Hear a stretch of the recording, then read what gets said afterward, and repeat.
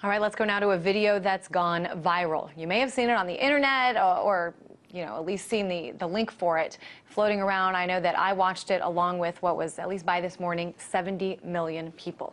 It's a moving video and a well-produced one at that. And we'll show you a clip of it.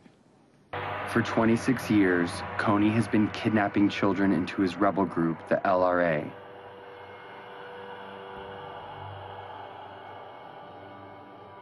Turning the girls into sex slaves and the boys into child soldiers. All right, so according to the group's website, Kony 2012 is a film and campaign by the group Invisible Children that aims to make Joseph Kony famous, not to celebrate him, but to raise support for his arrest and set a precedent for international justice. Now, it's hard to find anyone who wouldn't agree that Joseph Kony is a bad man. But the film seems to advocate for more U.S. involvement and direct military action. President Obama has already sent in 100 combat troops to try to get rid of Joseph Kony, which is, in no uncertain terms, the U.S. government using resources to take down and kill a man in another country. So we want to talk about some of the implications of the release of this video, especially considering how many people have now watched it.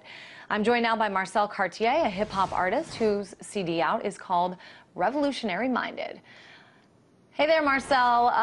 Let's talk about this video. 70 million views and counting. Kony 2012, now the fastest growing social media video campaign we've ever seen. I want to get your thoughts on this. Well, I think that it's an excellent propaganda piece, and not for the reason that, Joseph Kony is not a bad man, not that he's not guilty of these atrocious crimes against humanity, because he certainly is, but we really have to ask ourselves the question, why the sudden interest in Uganda? Why the sudden interest in Africa? And when you're calling for military invasion or intervention in a sovereign country, we really have to question the motives of the United States. We have to question the motives of the European powers, and certainly of Invisible Children, this organization that put together this documentary. Now, when you're calling for that type of military intervention, in my opinion, it smacks of the white man's burden, basically saying there's this evil man in Africa, the African people are defenseless, they cannot rise up against him on their own, and they need us to come in and be some white saviors in Uganda. I think it's very interesting also that 6 million people have died in the Democratic Republic of Congo in a little over a decade. Why have we not heard about this? How come most people, when you ask them, will not be aware of this Holocaust? Well, it's because the United States has benefited greatly from this proxy war in the Congo. Every cell phone, every computer needs coltan in order to function, so of course you won't hear about that. And I think we can learn a lot from the recent conflict in Libya, the recent NATO intervention there, about how to really address and put this in context. There was a humanitarian intervention in Libya, right?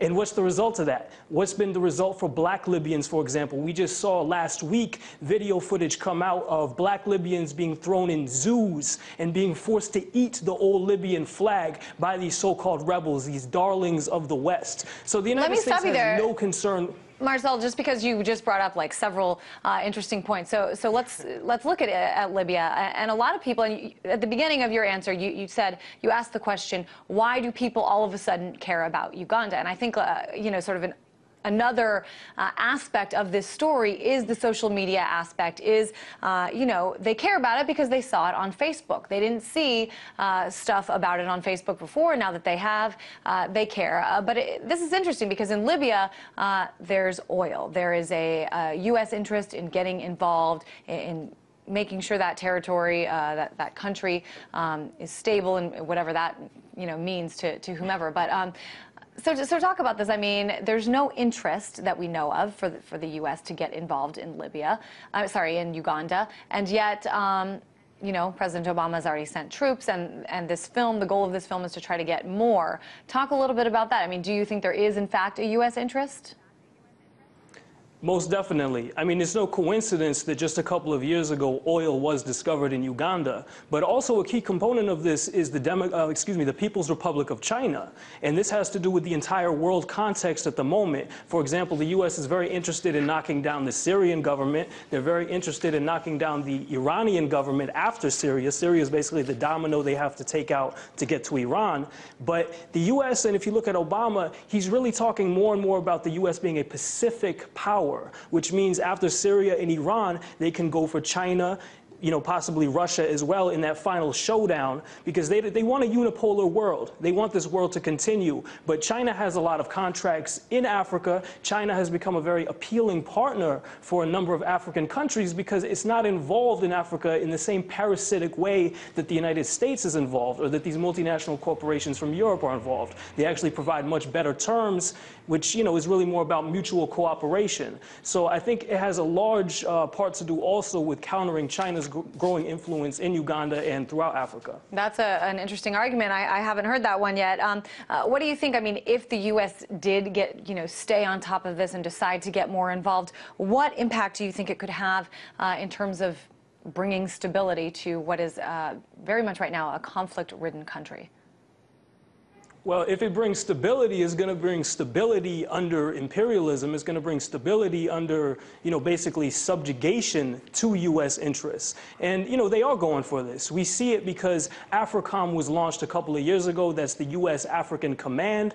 They make it very clear that, in fact, they are very interested in having a deeper role in Africa. Of course, everything gets clouded in humanitarian rhetoric, that they're doing things for the people of Africa. In reality, the United States has never intervened anywhere on the face of the planet for the interests of the masses of people. There's always a geostrategic, a geopolitical reason for their involvement. Same thing in Uganda. I mean, it's just going to continue to bring plenty of misery to the people there. And here's another very important fact. The United States, they work hand in hand with the Ugandan government, which is itself accused of major crimes against humanity, which is a point about the Kony 2012 video that wasn't pointed out. They showed a very one-sided view of things, but the Ugandan government is involved in putting the Akoli people in concentration camps, all with the backing of the United States, of course.